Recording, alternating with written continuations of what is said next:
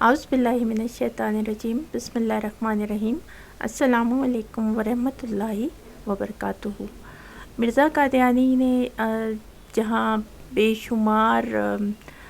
دھوکے دجل و فریب کیے اور ساری زندگی جو ہے وہ یہ تماشے اور جو ہے وہ کھیل تماشے لوگوں کو دکھاتا رہا، یعنی جو تھا اس نے جھوٹ فریب کا یہ سارا کھیل رچایا ہوا تھا۔ اور مرزا قادیانی کے جو خاص اس نے نام دیا ہوا تھا کہ مجھے الہامات ہوا کرتے ہیں، یعنی اس کو شیطان کی طرف سے شیطانی وحی اور الہامات ہوا کرتے تھے، جسے یہ کہتا تھا کہ میرے خدا نے مجھے یہ الہام کیا ہے۔ اور حیرت کی بات جو ہے وہ یہ ہے کہ مرزا قادیانی کو جو بقول اس کے اس کا خدا الہام کیا کرتا تھا، اس کے معنی جو تھے مطلب وہ خود بھی نہیں پتہ تھے، نہ جو مرزا قادیانی کا خدا یا لاش یا جو بھی تھا وہ اس کو نہیں بتایا کرتا تھا کہ اس کا مطلب معنی کیا ہے، بس وہ اٹھا کے ٹھیک جو ہے وہ الہام اس کے سر پہ دے مارنے والی بات ہے۔ تو مرزا قادیانی کے اپنے لکھے ہوئے جو ہیں وہ کچھ ایسے الہامات ہیں جو یہ کہتا ہے کہ مجھے سمجھ ہی نہیں آئے کہ اس کا مطلب کیا ہے۔ اور دوسرے جو تھے بعض دفعہ کوئی ہندو رکھا ہوا تھا کاتب، اور بعض جو تھا وہ ہندوؤں سے یہ پوچھا کرتا تھا کہ یہ مطلب فلاں زبان میں ہوا ہے، سنسکرت میں تو دوسری زبانوں میں، تو اس کا مطلب جو ہے وہ اس کو یہ ان سے پوچھا کرتا تھا۔ یہ جو تھا وہ مرزا قادیانی کی اصل جو تھی وہ حقیقت تھی۔ تو آج بھی مرزا قادیانی کا ایک ایسا ہی الہام ہے جو ہم دیکھتے ہیں کہ اس میں جو ہے وہ کیا کہہ رہا ہے۔ اب یہ وہ مرزا قادیانی کا الہام ہے جو قادیانیوں کے بقول ان کی بڑی مقدس ایک انہوں نے کتاب بنائی ہوئی ہے،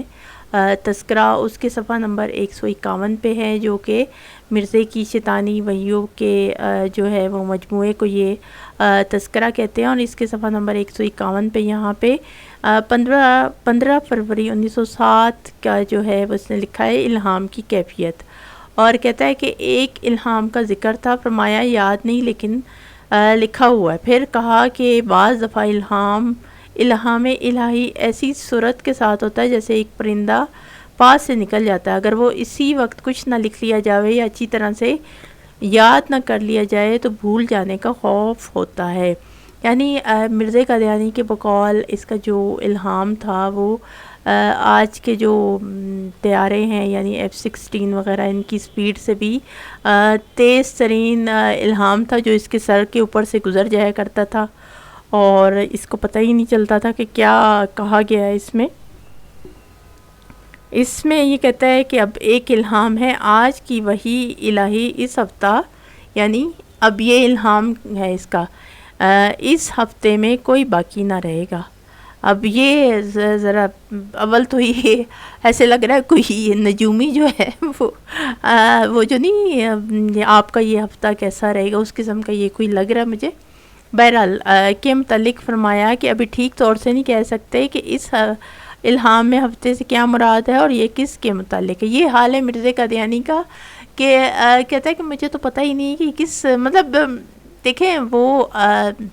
ایک چیز ہوتی ہے کہ کہیں پہ اب وہ فٹ کرنے کے لیے بھی تھوڑا ٹائم چاہیے ہوتا ہے کہ کس واقعے پہ فٹ کیا جائے۔ اب آپ دیکھیں مرزا قادیانی نے کئی چیزیں اٹھا کے اپنی کہاں سے کہاں وہ کہا کہ الہام تھا تو مختلف واقعات پہ فٹ کیا، اس کو ابھی تھوڑا جو ہے وہ کچھ ٹائم لگا۔ تو آگے جو الہام کی جو تشریح ہے وہ مولوی صاحب یعنی مرزا قادیانی کا جو دست راز تھا وہ کہتا ہے نور الدین نے عرض کیا کہ بعض دفعہ بعض اس قسم کے الہامات کسی خاص مکان اور خاص زمانے کے متعلق ہوتے ہیں۔ اب انہوں نے نور الدین نے کہا کہ دیکھیں کہ ابھی تو کوئی صورتحال نظر نہیں آ رہی، نہ کوئی ایسا واقعہ ہوا ہے، تو کیا کیا جائے؟ تو پھر اس نے مرزا قادیانی کو کہا کہ بہتر یہ ہے کہ اسے کہو کہ کسی خاص زمانے یعنی آنے والے وقت میں کوئی بھی ایسا واقعہ ہوا تو اسے اس کے اوپر فٹ کیا جا سکے گا۔ یعنی یہاں پہ کہہ رہا ہے کہ کوئی خاص مکان یعنی خاص جگہ اور خاص زمانے کے متعلق یہ الہام نہیں مطلب ہوتے ہیں۔ اب خاص مکان اور خاص زمانہ یعنی کہ اب کوئی بھی ہو سکتا ہے، اب آنے والے وقت میں کوئی واقعہ ہوتا تو یہ اس کو کہتے فٹ کر دیتے اس الہام کو کہ یہ تو اسی کے متعلق کیا گیا تھا.